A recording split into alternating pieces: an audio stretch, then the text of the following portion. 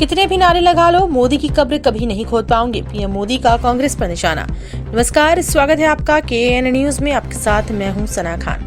विपक्षी नेताओं द्वारा बार बार मोदी तेरी कब्र खुदेगी का नारा लगाने वालों पर प्रधानमंत्री मोदी ने निशाना साधा। पीएम मोदी राज्यसभा में राष्ट्रपति के अभिभाषण पर धन्यवाद प्रस्ताव पर जवाब दे रहे थे। इस दौरान उन्होंने बिना नाम लिए राहुल गांधी पर निशाना साधा। पीएम मोदी ने कहा, हमारे खिलाफ लगातार एक कैंपेन चलाया जा रहा है और वो बार बार कहते हैं मोदी तेरी कब्र खुदेगी। पीएम ने कहा, हम विकसित भारत की जमीन तैयार कर रहे हैं। कांग्रेस मोदी की कब्र खोदने के कार्यक्रम करवा रही है। मोहब्बत की दुकान खोलने वाली मोदी तेरी कब्र खुदेगी के नारे लग रहे हैं। ये कौन सी मोहब्बत की दुकान है जो देश के किसी नागरिक की कब्र खोदने की बात करती है।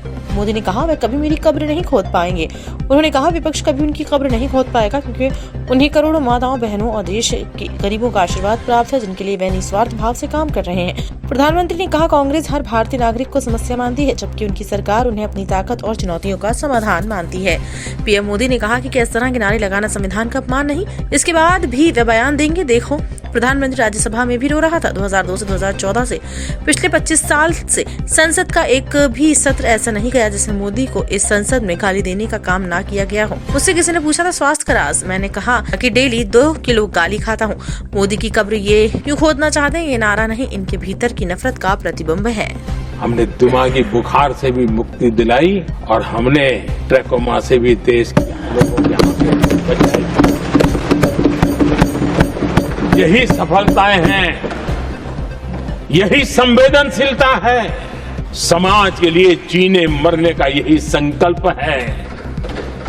पल पल, तिल तिल समाज के लिए बिताना, घिसना, झलना, वो उनको परेशान कर रहा है।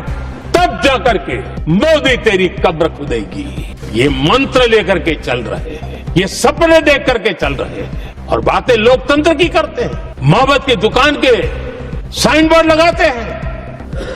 क्या सार्वजनिक जीवन में ऐसी नफरत होती है?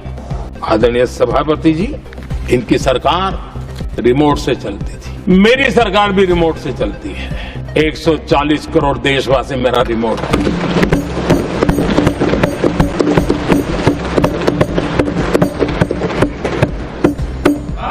140 करोड़ देशवासियों के सपने, 140 करोड़ देशवासियों की आकांक्षाएं, देश के नौजवानों के संकल्प, इनके लिए हम जीते हैं, इनके लिए सरकार चलाते हैं। सत्ता हमारे लिए सुख का रास्ता नहीं है, सत्ता हमारी सेवा का माध्यम है।